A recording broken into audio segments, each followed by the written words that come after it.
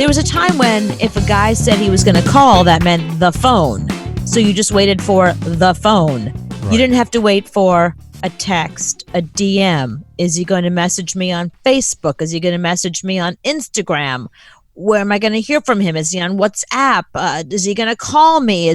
There's so many options now of where you can sit around. It's almost like you need all your friends around, all your crew, and everyone mans one thing. Like, okay, you'll be in charge of Snapchat, right over there. I'll take DMs on Twitter. I'll be in charge of the DMs on Twitter. Well, and then someone else's phone, You should know by now how your man is going to call you or text you, or, I mean, if he never uses Snapchat, then don't go to Snapchat. No, but you're saying if it's your guy. I'm talking about before he's your guy. That's when you're waiting by the phone. Because once he's your guy, you can text him, you can call him. I'm talking about when you first meet a guy, you think he likes you, you're pretty sure he does, like he told your friend he did, or he talked to you for a really long time at a party, and you gave him your number. Like you picked up his cell phone and you put your number in, text me. But he also, that he's also cyber stalking you. I remember this one guy that was flirting with me. I wasn't interested because I was in a relationship, but he didn't know that. Mm-hmm. But you like when they flirt, and he was really into sending GIFs. So I was like, oh, what GIF am I getting today? So it wasn't like I was interested, but it was just kind of like, if I was single, this guy has a really good GIF game. Think back to when you're in high school and you're talking on the phone for, 8-9 hours. Right. Because you would do that. Yeah. Hey, what are you doing? Hey, listen, we have to talk low because my parents are in the next room. They can hear me. What are you wearing? What? I'm in bed. What am I wearing? What are you wearing? A t-shirt. I can't even do that. It's so grossing you out right now.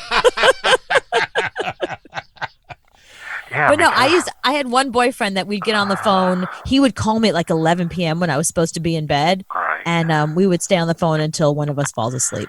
And then the phone would be on, and you just want to hang it up.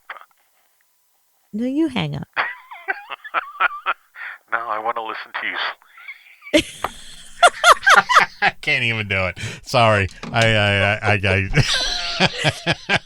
Yeah, it's so funny because I was like, I better not fall asleep first, because if I snore, I'm never going to hear the end of this. So I would do everything I can to wake myself up, or I would sit up or get a glass of water or something. I dated a girl that lived in Gastonia, and I was in Charlotte, and it's only a 20-minute drive, so you don't think it's that far. But I remember I was on the phone with this girl for 10 hours, and it was long distance. My parents were pissed. Your phone bill came, it was $600. But what the hell could I be talking to her about for 10 hours? Wow. I can't believe that was long distance, and I can't believe that you stayed on for 10 hours. That's the problem. We didn't have good data plans back then. No, you had to pay. If they were just down the street, they could be in your same neighborhood, and they could be long distance. See, and the bad thing about North and South Carolina, where it is you could be in South Carolina and be only 8 minutes away.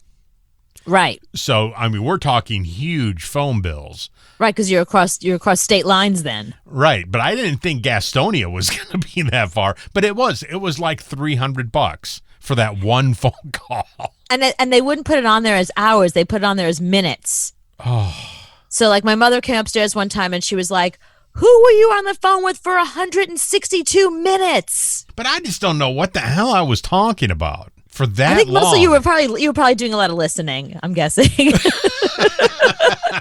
I must have really been into that girl because usually all my conversations are, yeah, when you want me, yeah, I'll be over tomorrow. Bye. That's usually my conversations back then, so I don't know why I was into her that much. Because after what are you wearing, and then she tells you, then what are you talking about for 10 hours? She's talking to you. She's telling you stories. Right, and I didn't really care. I just knew she was hot. That's the only thing I knew. And then I dated this guy who took me to a concert, and the lead singer was like, "You." So I went backstage, Yeah. and I didn't know what to do because I had the guy who took me, but then the lead singer wanted to have sex with me. Right. So I was like, I'm not really sure if I should leave my boyfriend, but he's not really my boyfriend. Yeah. But it's like, when am I going to get a chance to sleep with the lead singer of Slayer again? Have you seen Motley Crue? Have you seen Motley Crue's new video? It's so good. Right, that's probably the conversation right there. That was my Oh conversation. my God, it's so good. So Lemmy does this Yeah. thing where he I can imagine you probably described the video. Vince came out and he looked really cool, and there's like this chick, and I'm like, oh, hold on, it's another call coming in. Hold on. Hello. I gotta I can't believe you didn't turn off your call waiting. It's for my dad. Oh, I gotta go. all right, so should I hold on? No, I'll let them hold. Let them hold. It could be a lot. I don't know. What are you wearing? I'm still wearing the same thing. Yeah, that's my whole life right there. Yeah, we know we didn't lead very exciting. It's funny because when we look back, it seems like it was all like really like cool and exciting. But now that we've sort of described it, boy, what a crappy bunch of teen years we had. Did you have your own phone line, or did you have to share your phone line with your parents? Oh, please. I had my own phone. Only child Okay. with parents that had nothing to do with me. I had my own number, not just my own phone line. I had my own number. Oh, so when you gave out your number, did you have an answering machine on that phone? No, I wasn't allowed to have an answering machine, but I had a phone and I had my own number.